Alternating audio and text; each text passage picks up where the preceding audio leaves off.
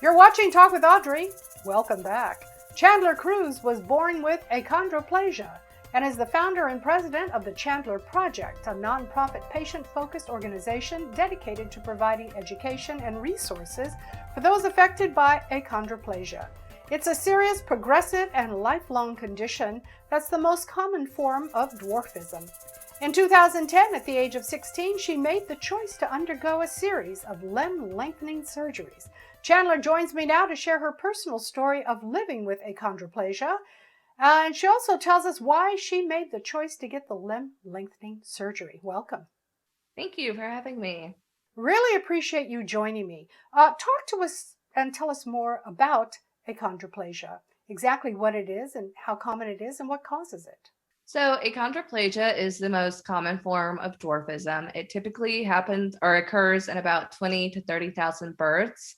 It is caused by the genetic mutation in the FGFR3 gene. And basically, what it is someone with achondroplasia typically has the average trunk or, average torso of an average person, but their arms and legs are shorter. And the FGFR3 gene also affects other areas in the body where, the bone doesn't quite, or where cartilage doesn't quite turn to bone at the average rate. And so it just causes a lot of different medical complications for someone with achondroplasia. And what are some of those complications? So complications that someone with achondroplasia can face can be things such as spinal stenosis, narrow foramen magnum, ear issues, breathing issues, and more common is orthopedic issues such as limb alignment. So bowing of the legs typically. You were born with achondroplasia, and then as you started to grow, you made the decision to undergo limb lengthening surgery when you were 16. I've heard about it before, but haven't really had a chance to speak with anyone who's actually gone through the process. So I'm really curious. Why did you make the choice for the surgery, and tell us about the results? So I made the choice because at 16, I was at my full adult height for achondroplasia, which was 3 feet 10. And I was actually I was always on kind of the smaller side for someone with achondroplasia. And so at 16, like I said, I was 3'10". I knew I wasn't growing anymore. And not only that, my legs were severely bowed. And so I knew that I was going to need some sort of, medical intervention down the line to correct the bowing of my legs. And the way that limb lengthening is performed, it treats the limb alignment for both legs. And so I knew that, limb lengthening was an option, that it was out there, and I knew sort of what benefits I could gain from going through that treatment. And so I just decided that at 16, that's what I wanted to do. And after my first initial limb lengthening treatment, I would say I went from 3'10" to just a little bit over 4'5". And so that was a world of a difference. And then I decided to undergo it again about a year and a half later and made me the height I am today, which is 4'11". So really in the span of almost 2.5 years, I went from almost a foot taller. And it's really, a lot of people kind of mostly see the height, but there was a lot of medical benefits that came from going through that treatment. And it's just been, a long, no pun intended, journey. But I've always just been very proactive about letting others know that it is a treatment option that's available for those with achondroplasia. Well, how are the limbs lengthened? Talk to us about the process. So how they do that is they make an osteotomy, which is cutting of the bone. And the way I actually had it done the first time was they cut the bone, they cut both the femurs and the tibias, and they insert pins into different sections of the bone. And then those pins are held together from an external device on the outside of the legs.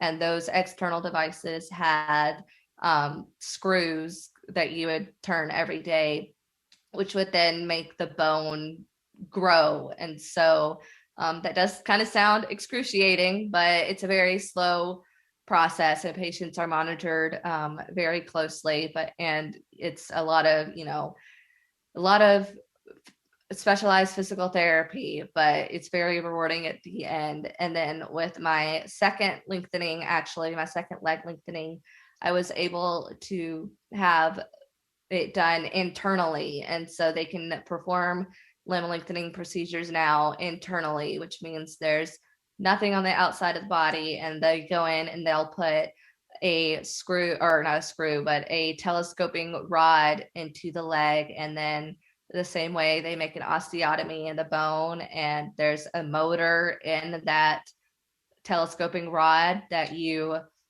turn with a magnet remote outside of the leg. And it kind of sounds made up, but it's true. And they're performing those procedures every day. And it's, a lot of medical benefits come with it for those with achondroplasia. And so it's a very, it's a option, it's a choice. So it's not, it's not really a necessary treatment, but it is a treatment option that is available for those with achondroplasia.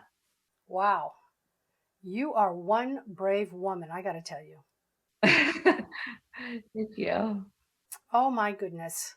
Obviously, the choice that you made was good for you. You said it's an option. What other treatments do people with achondroplasia have access to that might help them grow or lengthen their limbs if they decide to make a choice as well? So currently, limb lengthening is really the only treatment option out there that, if someone with achondroplasia wants to, in other words, grow more, limb lengthening is really the only treatment option that's available. However, there is a lot of new research happening now, and that has been really happening for the past 10 years, about potential therapeutic treatment options for those with achondroplasia, that hopefully in the next few years there will be therapeutic treatment on the horizon that will not only sort of help those bones that the FGFR3 gene affects. Hopefully these therapies won't only, make those bones grow more normally, I would say, but it'll also prevent, by doing that, it'll also help to prevent a lot of the other medical complications that those with achondroplasia face, such as breathing issues, narrow foramen magnum, spinal stenosis, and so on. So it's a very exciting time in the, I would say, achondroplasia research world side of things. Well, you're also an advocate for others with achondroplasia. Tell us about the Chandler Project.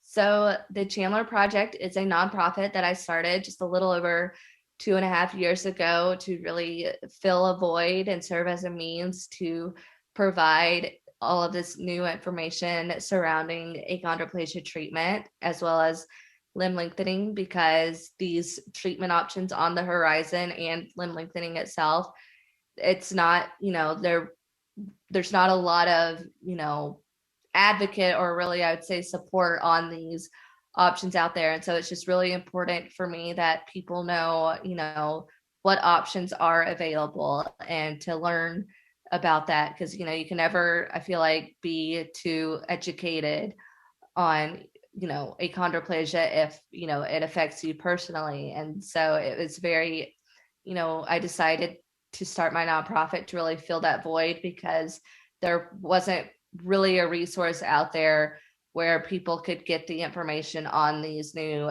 therapies as such, and limb lengthening options. And so I've really kind of been a voice for it for the past 2.5 years now. Wow, that's wonderful. And what are you expecting, and what can attendees expect to hear at the conference, which I understand is coming up next month? Right. So July 2nd and 3rd is the Achondroplasia Research Conference that I host, or that my nonprofit hosts. And attendees can learn about all of the new research that is happening for those with achondroplasia directly from the researchers themselves, as well as hear from orthopedists who are specialized in limb lengthening for achondroplasia. So it's really a great it's a great conference event to really kind of just get all of this information in one spot or in one place. And so people can find more information about that by visiting achondroplasiaresearch.com or thechandlerproject.org. Congratulations. Well, I know that your conference is going to be very, very helpful. As I always say, informed is empowered. My guest has been Chandler Crews, founder and president of the Chandler Project, a nonprofit patient-focused organization dedicated to providing education and resources on the latest research and development in pharmaceutical advancements and surgical treatment options for those affected by achondroplasia. Thank you so much for joining me, Chandler. Thank you so much for having me.